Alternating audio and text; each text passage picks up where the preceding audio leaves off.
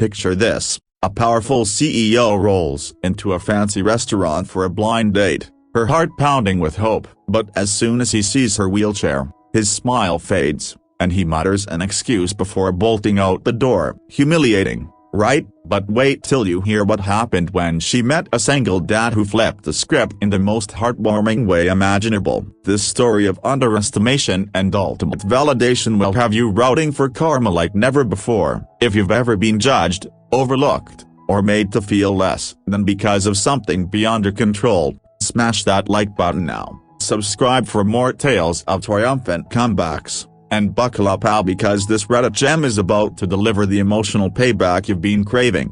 Our story revolves around Sophia Reynolds, a 35-year-old CEO of a thriving tech startup that revolutionized accessibility software for people with disabilities. Picture her in a sleek downtown office, floor-to-ceiling windows overlooking the bustling city, her desk cluttered with prototypes and glowing screens. Sophia was a force, sharp-minded, innovative, with a laugh that could light up a boardroom. But beneath the polished suits and confident pitches lay a vulnerability she rarely showed. Paralyzed from the waist down after a car accident in her 20s, she navigated the world from her custom wheelchair, turning her pain into purpose by building tools that empowered others like her. Yet, in her personal life, dating was a battlefield. Men saw the chair before they saw her, the ambitious woman who'd bootstrapped the company to multi-million-dollar success. Why bother?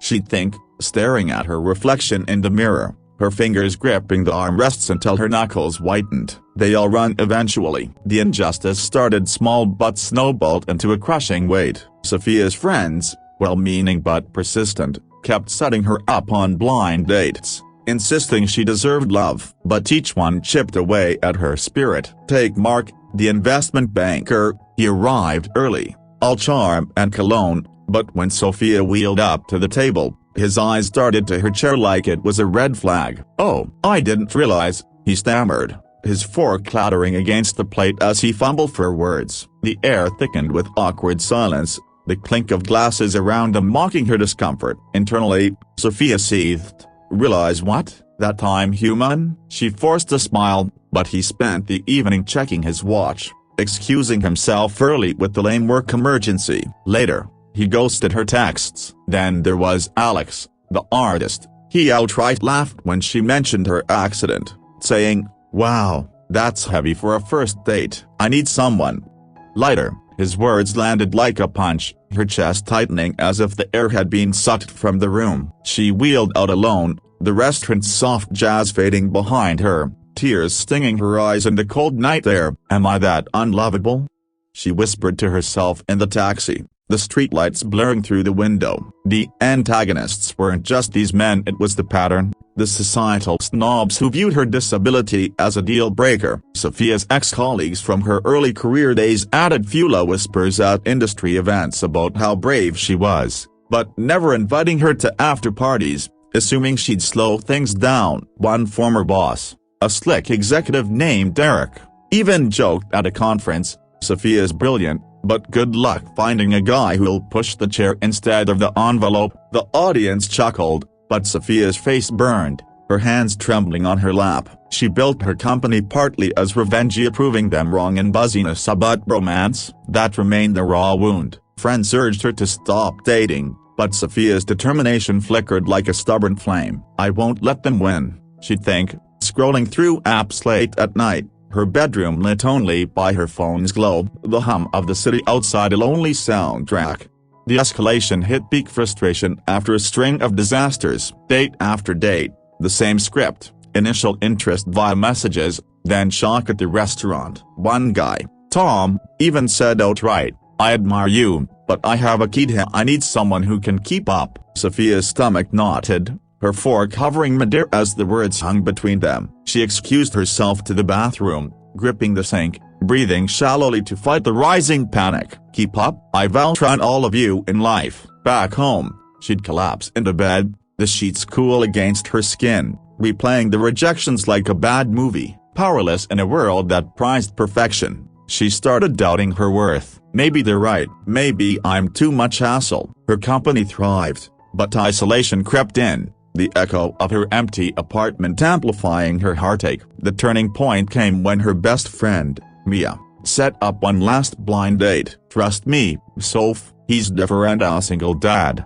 kind, no nonsense." Sophia hesitated, her fingers drumming on her wheelchair's joystick. "One more, then I'm done." The resolve hardened in her chest like steel as she'd go, but this time, she'd lead with her truth, no hiding. Little did she know, this date would be the catalyst for everything to change. The restaurant was intimate, candlelight flickering on white tablecloths, the aroma of garlic and fresh bread wafting through the air. Sophia arrived early, wheeling to a corner table, her red dress hugging her figure, earrings catching the light. Her heart raced, palms damp. "Here we go again," she thought, straightening her posture. Enter Liam Harper, a 37-year-old single dad and architect, broad-shouldered with kind eyes and a slight stubble that spoke of busy mornings with his 5-year-old daughter, Ellie. He spotted her immediately, his smile genuine, no flicker of surprise. "Sophia, I'm Liam. Pleasure to meet you." He pulled out his chair smoothly, but in a short sentence for tension he noticed something. Her wheelchair's brake was slightly loose. Without a word, he knelt down, adjusting it with practiced ease. Sophia's breath caught. "How did you?" He looked up, eyes warm. "My Ellie uses one sometimes as she has cerebral palsy. I tweak hers all the time." The revelation hung there, dramatic and unexpected. As the evening unfolded, tension built in the best way. Liam didn't pity her, he engaged. They talked startups over appetizers, the crunch of breadsticks punctuating laughs. "Your company's amazing. I've used your apps for Ellie's school," he said, his voice earnest. Sophia's guards lowered, her fingers relaxing on her wine glass. But doubt lingered. Is this real? When dessert arrived, the rich chocolate cake, steam rising as she tested him. Most guys see the chair and bail. "You sure you're okay with this?" Liam leaned in, his hand gently covering hers, the touch electric. "I'm not looking for easy, I'm looking for real." "And you? You're the realest person I've met in years." His words sliced through her defenses, short and sharp. She felt a rush of validation,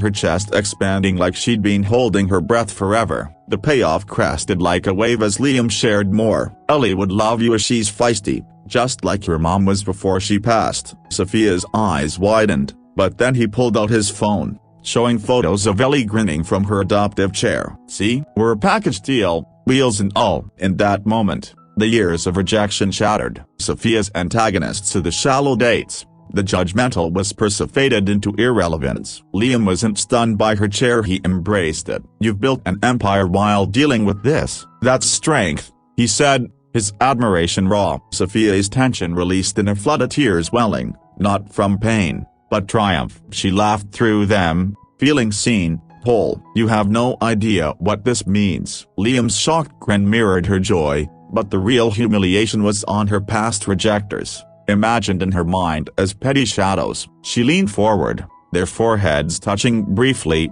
a silent vow of mutual respect. Relief washed over her like warm rain, validating every struggle. "Man, stories like this hit different. They show that true justice isn't always about getting even, it's about finding someone who sees your worth when others couldn't. Karma doesn't always punch back, sometimes it just opens the right door." What do you think it does? Everyone deserve a Liam in their life. If Sophia's stunning turnaround gave you those feel-good chills, hit that like button hard. Drop a comment with your own story of unexpected validation or the best revenge you've seen, and subscribe with notifications on for more Reddit tales that restore your faith in people. Thanks for hanging out. To catch you in the. Sophia Bennett sat in the dimly lit elegance of La Belle et d'Epoque, a chic restaurant with the soft clink of wine glasses mingled with the murmur of upscale conversation. The air carried the rich aroma of truffle-infused sauces and freshly baked bread, the candlelight casting a warm glow across the white tablecloths. At 34, she was the powerhouse CEO of Horizon Access, her tech startup a beacon of hope for people with disabilities, its accessibility software transforming lives worldwide. Tonight, though, the polished exterior of her red designer dress and diamond earrings couldn't mask the knot of nerves twisting in her stomach. Her wheelchair, a sleek black model customized to her needs, stood as both her strength and her shield, its presence a silent challenge to the world. This was her third blind date in as many months, arranged by her well-meaning friend Mia, and the weight of past rejections hung heavy on her shoulders. The evening began with a flicker of hope. Her date, Liam Harper, a 36-year-old architect with rugged charm and kind hazel eyes, approached with a warm smile. His dark hair was slightly tousled, his navy blazer hinting at a man who balanced creativity with practicality. He had a 5-year-old daughter, Ellie, he'd mentioned over text, and Sophia had felt a rare spark as someone who might understand the complexities of her life. "Sophia, hi," he said, his voice steady as he extended a hand. She shook it, noting the calluses that spoke of hands-on work, and smiled back. "Liam, good to meet you." They settled in, the waiter pouring a crisp Chardonnay, the cool liquid soothing her parched throat. Conversation flowed at his projects designing adaptive homes, her innovations in tech laughter punctuating the clutter of cutlery around them. But then, the moment came. As Sophia shifted in her chair to reach for her glass, the faint squeak of her wheels drew Liam's gaze downward. His smile faltered, just for a second, but it was enough. Her heart sank, a familiar dread pooling in her chest. "Oh," he said, his tone shifting to a cautious politeness, "I didn't realize a broken bar you're in a wheelchair." The words hit like a cold splash, her fingers tightening around the stem of her glass until it trembled slightly. Internally, her mind raced. Here we go again, another one who sees the chair. Not me. She forced a steady breath, her lips curving into a practiced smile. "Yes, since an accident years ago. It's part of who I am." Liam nodded, but his eyes darted to the exit, his bodied language stiffening. "That's a broken bar, admirable," he murmured, his voice lacking conviction. The air grew thick, the hum of the room amplifying her discomfort. Minutes later, he excused himself to take a call,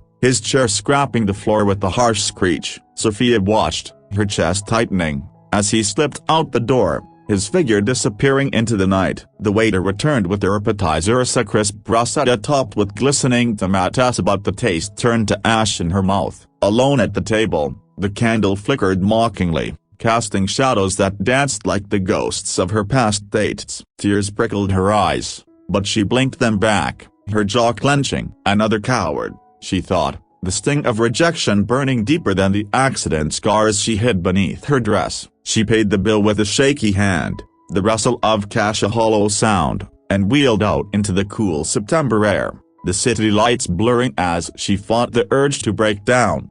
This wasn't new. Sophia's dating life had been a minefield since her accident, a stark contrast to her professional triumph. Horizon Access had grown from a dorm room idea into a multi-million-dollar enterprise, its software adopted by schools and hospitals globally. Her office, a glass-walled haven atop a skyscraper, buzzed with innovation, the prototypes humming, screens glowing with data about her personal life remain a barren landscape. Blind dates, set up by friends or apps, always followed the same script. There was Mark, the lawyer, who'd complimented her intellect over drinks, only to freeze when she stood up, or rather, didn't after dinner. "I need someone active," he'd said, his excuse as flimsy as the napkin he'd crumpled. Then came James, the chef, who'd flirted via text, his messages brimming with charm, but bolted after seeing her chair, muttering about complications. Each rejection chipped away at her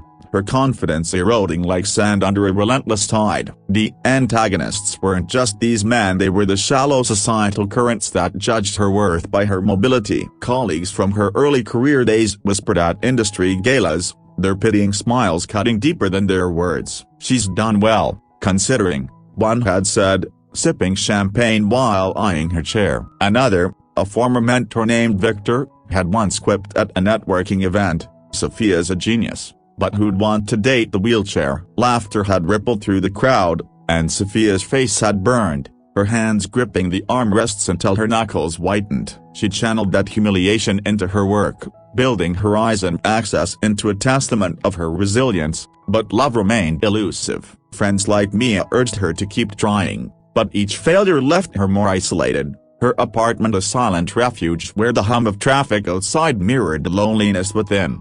The turning point came a week later, sparked by Mia's persistence. "One more date, Soph, I swear this one's different." A single dad, compassionate, no judgment. Sophia hesitated, her fingers tracing the edge of her wheelchair's joystick, the metal cool against her skin. Fine, she relented, her voice flat but resolute. But if he runs, I'm done. The resolve hardened in her chest as she'd go, but she'd lead with her truth. No apologies. Mia had arranged it through a mutual friend, promising a man named Ethan who'd understand. Sophia doubted it, her mind replaying Liam's retreat, but she dressed with Carrie another red dress, this time with the subtle shimmer, her earrings catching the light like tiny stars. One last shot, she whispered to her reflection, the mirror reflecting a woman both fierce and fragile. The night of the date arrived, set at a cozy bistro with exposed brick walls and soft jazz filtering through the air. Sophia wheeled in, her heart a drumbeat in her ears,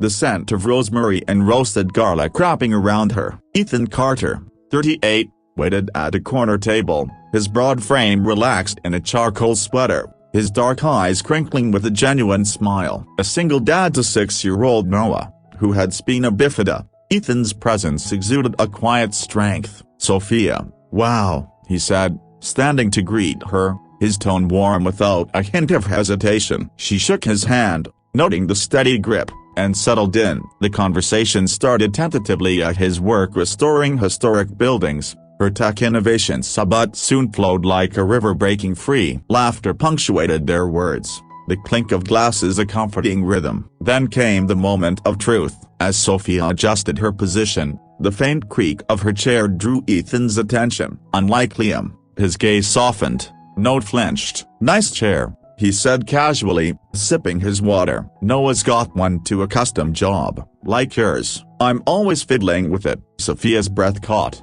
her eyes widening. You a broken bar you know about wheelchairs? Ethan nodded, a fond smile playing on his lips. Yeah, Noah's been in one since he was 2. I've learned a thing or two: brakes, alignments, the works. He leaned down, inspecting her chair with the practice tie, and tightened a loose bolt with a small tool he pulled from his pocket. There, that should hold better. The gesture was simple, yet it struck her like lightning as someone who saw her, not her disability. The evening deepened, the bistro's ambience wrapping them in a cocoon of connection. Ethan shared stories of Noah, his love for Lego, his stubborn independence, his voice thick with pride. Sophia opened up about Horizon Access, the late nights coding, the battles with investors who doubted a disabled CEO. Ethan listened, his eyes locked on hers, not once drifting to her chair. That's incredible, he said, his admiration genuine. You've built something that changes lives, mine included.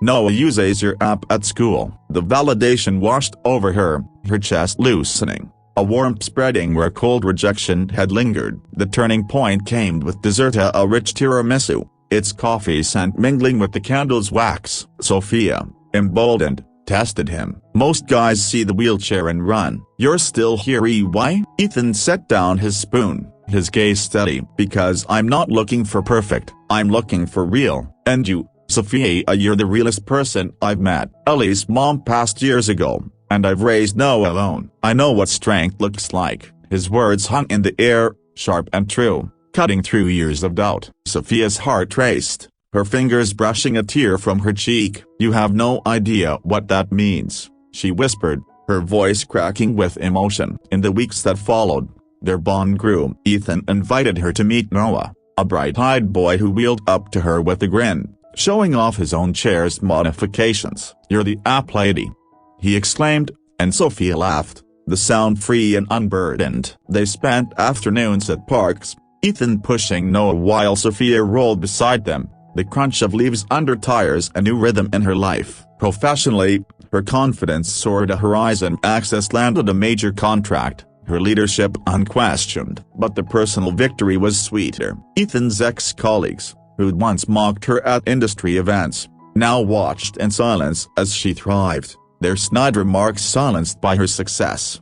One crisp October evening, Ethan took her to a quiet rooftop overlooking the city, its lights twinkling like a sea of stars. Noah sat nearby, playing with the toy car, his giggles filling the air. Ethan knelt beside her, a small velvet box in hand. Sophia, you've turned my world and Noah upside down in the best way. Will you marry us? The ring sparkled, a symbol of acceptance, not pity. Sophia's breath hitched, tears streaming as she nodded. Yes, she choked out, pulling him close, Noah joining in a clumsy hug. The city hummed below, but for Sophia, the noise faded, replaced by the triumph of love over judgment. The wedding was intimate, held in a garden where autumn leaves carpeted the ground. Noah wheeled down the aisle as ring-bearer, grinning widely, while Ethan waited, his eyes shining. Sophia, in a flowing ivory gown tailored to her chair, felt like a queen. Friends and former detractors attended,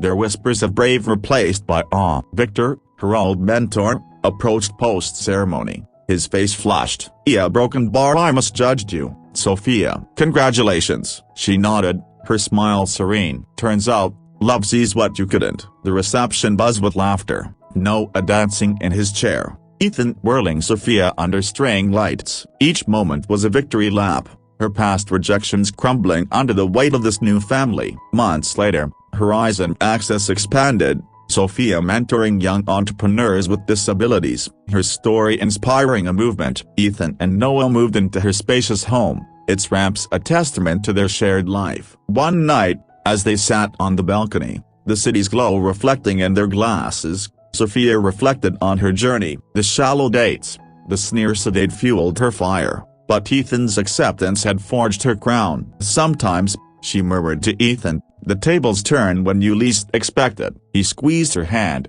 Noah asleep beside them, and the night wrapped them in a quiet, earned peace. A successful graphic designer turned entrepreneur, she'd built a thriving online business creating accessible art tools, her office a vibrant space filled with colorful sketches and humming computers. Yet tonight, her confidence wavered, her heart thudding against her ribs like a trapped bird. Paralyzed from the waist down after a spinal injury from a fall during college, Claire had turned adversity into action, but her personal life remained a battleground. This blind date, arranged by her friend Jenna, was her fifth attempt in 6 months, each one ending in humiliation that left her questioning her worth. The evening started with the flicker of promise. Her date, Ryan Kessler, 35, approached with a lopsided grin, his sandy hair slightly messy, his casual jacket hinting at a laid-back charm. A single dad to 7-year-old Mia, who had muscular dystrophy. He'd seemed different over text, a warm, attentive, with a dry wit that made her laugh. "Claire." "Hey," he said, sliding into the chair across from her, his voice carrying a hint of nervousness. She smiled back, her red blouse catching the light, her earrings a subtle shimmer. "Ryan, nice to meet you." They ordered her a glass of Pinot Noir, him a craft beer, the clink of glassware a gentle backdrop as they chatted about her art business and his work as a landscape architect. For a moment, the tension eased, her shoulders relaxing as his laugh mingled with the soft jazz playing overhead. Then came the shift. As Claire reached for her wine, the faint squeak of her wheelchair's wheels drew Ryan's eye. His smile froze, his gaze dropping to the chair, then flickering to the door. "Oh," he said, his tone shifting to a strained politeness, "I didn't know about a broken bar." The word landed like a stone, her chest tightening, a familiar heat creeping up her neck. Internally, her thoughts churned, "Here it comes, another one who sees the chair." "Not me," she forced a calm reply, her voice steady despite the tremor in her hands. "Yes, since a fall years ago. It's just part of my story." Ryan nodded, but his bodied language betrayed him, his foot tapping under the table, his eyes darting to his phone. "That's a broken bar, tough," he mumbled, his words hollow. The air grew heavy, the clatter of plates around them amplifying her unease. Minutes later, he excused himself to step outside for air, his chair scraping the floor with a grating sound. Claire watched, her breath shallow, as he slipped out, his silhouette vanishing into the night. The waiter brought their appetizers, a crisp bruschetta with a drizzle of balsamico, but the flavors turned bitter on her tongue. Alone, the candle on the table flickered like a taunting beacon, its light mocking her solitude. Tears stung her eyes, but she blinked them back, her jaw clenching as she paid the bill, the rustle of cash a hollow echo. Wheeling out into the cool September breeze, the city's hum blurred with her frustration. Another reject, she thought, the sting of rejection searing deeper than the scars she carried. This pattern wasn't new. Claire's dating life had been a series of disappointments since her injury, a stark contrast to her professional success. Her business, Canvas for All, had grown from a bedroom startup into a recognized brand, its software and tools used by artists worldwide. Her home office, a bright space with sunlight streaming through large windows, buzzed with creativity. Canvases leaning against walls, a printer whirring with designs. But love, that remained a minefield. Blind dates, fueled by Jenna's optimism, followed a predictable script. There was Greg, the accountant, who'd praised her work over coffee, only to stiffen when she wheeled to the restroom. "I need someone who can hike with me," he'd said, his excuse as weak as his handshake. Then came Paul, the musician, who'd flirted via messages, his words poetic, but left mid-meal after seeing her chair, muttering about not being ready. Each exit chipped away at her, her confidence eroding like paint under rain. The antagonists weren't just these men, they were the shallow judgments that shadowed her life. Old classmates from art school, now successful in galleries, had once pitted her at reunions. "She's talented, despite everything," one had whispered, sipping wine while eyeing her chair. Another, a former professor named Martin, had smirked at a showcase. "Clara's work shines, but who'd date the wheelchair?" Laughter had followed, and Clara's face had flushed, her hands gripping the wheels until her palms ached. She'd poured that pain into her business, proving her worth through every sale, but the personal rejection lingered, a quiet ache in her chest. Jenna urged her to persevere, but each failure left Clara more isolated, her apartment a sanctuary where the tick of clock marked her solitude.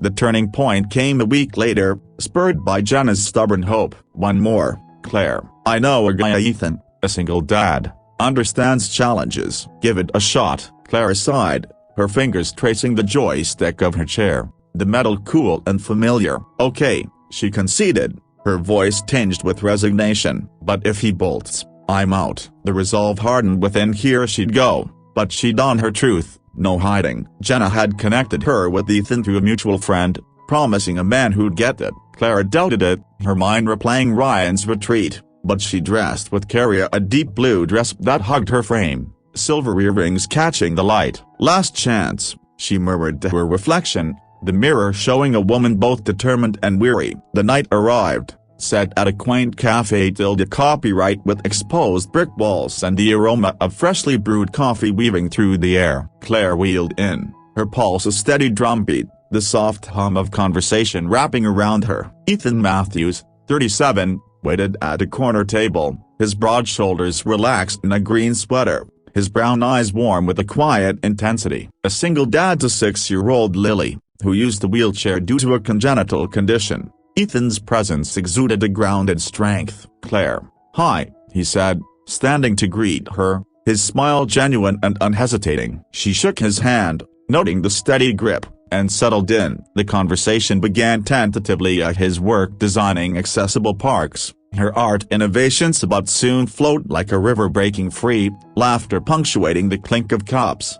The moment of truth arrived as Clara adjusted her chair, the faint Greek drawing Ethan's attention. Unlike Ryan, his gaze softened, no flinched. "Cool chair," he said casually, sipping his coffee. "Lily's got one too, a custom-built, like yours." "I'm always tinkering with hers." Clara's breath caught, her eyes widening. "You a broken bar and no wheelchairs?" Ethan nodded, a fond smile tugging at his lips. "Yeah, Lily's been rolling since she was little. I've learned the ropes, brakes, alignments, you name it." He leaned down, inspecting her chair with a practiced eye, and tightened a loose wheel nut with a small tool from his pocket. "There, that'll roll smoother now." The gesture was simple, yet it hit her like a wave as someone who saw her, not her disability. The evening deepened, the cafe tilde copyright ambience wrapping them in a bubble of connection. Ethan shared stories of Lilia, her love for painting, her fierce independencia, his voice thick with pride. Claire opened up about Canvas for All, the late nights designing, the battles with skeptics who doubted a disabled entrepreneur. Ethan listened, his eyes locked on hers, never drifting to her chair. "That's amazing," he said, his admiration raw. "Lily uses your tools at her art therapy. You're changing her world." The validation washed over her, her chest loosening, a warmth spreading where cold rejection had settled. The turning point came with dessert, a rich chocolate mousse, its scent mingling with the coffee's roast. Claire, emboldened, tested him. "Most guys see the wheelchair and run. You're still here, why?" Ethan set down his spoon, his gaze steady. "Because I don't see limits, I see strength. Lily's mom passed when she was a baby, and I've raised her alone. I know what it takes to keep going. Clary, you're incredible." His words sliced through her defenses, sharp and true, cutting years of doubt. Her heart raced, her fingers brushing a tear from her cheek. "You don't know what that means to me," she whispered, her voice cracking with emotion. In the weeks that followed, their bond blossomed. Ethan invited her to meet Lily, a bright-eyed girl who wheeled up with a grin, holding a painting she'd made with Claire's software. "You're the art lady," she exclaimed, and Claire laughed, the sound free and unburdened. They spent weekends at parks, Ethan pushing Lily while Claire rolled beside them, the rustle of leaves under tires a new harmony. Professionally, her confidence surged. A canvas for all secured a major grant, her leadership unshakable. But the personal victory was sweeter. Ryan and the others, imagined in her mind, faded into irrelevance, their shallow exits a distant memory. One crisp November evening, Ethan took her to a quiet rooftop overlooking the city, its lights twinkling like a galaxy. Lily sat nearby, sketching with Claire's tools, her giggles filling the air. Ethan knelt beside her, a small velvet box in hand. "Claire, you've turned our lives upside down in the best way. Will you marry us?" The ring sparkled, a symbol of acceptance, not pity. Claire's breath hitched, tears streaming as she nodded. "Yes," she choked out, pulling him close, Lily joining in a joyful hug. The city hummed below, but for Claire, the noise faded, replaced by the triumph of love over judgment. The wedding was intimate, held in a garden where winter roses bloomed faintly. Lily wheeled down the aisle as flower girl, scattering petals, while Ethan waited, his eyes shining. Claire, in a flowing white gown tailored to her chair, felt like royalty. Friends and former critics attended, their whispers of brave replaced by awe. Martin, her old professor, approached post-ceremony, his face flushed. "Yeah, broken bar, I underestimated you, Claire." "Congratulations," she nodded, her smile serene. "Love sees what you couldn't." The reception buzzed with laughter, Lily dancing in her chair, Ethan whirling Claire under straying lights. Each moment was a victory lap, her past mocks crumbling under the weight of this new family. Months later, Canvas for All expanded, Claire mentoring young artists with disabilities, her story inspiring a wave of change. Ethan and Lily moved into her bright home, its ramps a testament to their shared life. One night, as they sat on the balcony, the city's glow reflecting in their glasses, Claire reflected on her journey. The shallow dates, the sneers they'd fueled her fire, but Ethan's acceptance had forged her crown. "Sometimes," she murmured to Ethan, "justice comes with a wheelchair and a heart." He squeezed her hand, Lily asleep beside them, and the night wrapped them in a quiet, earned peace.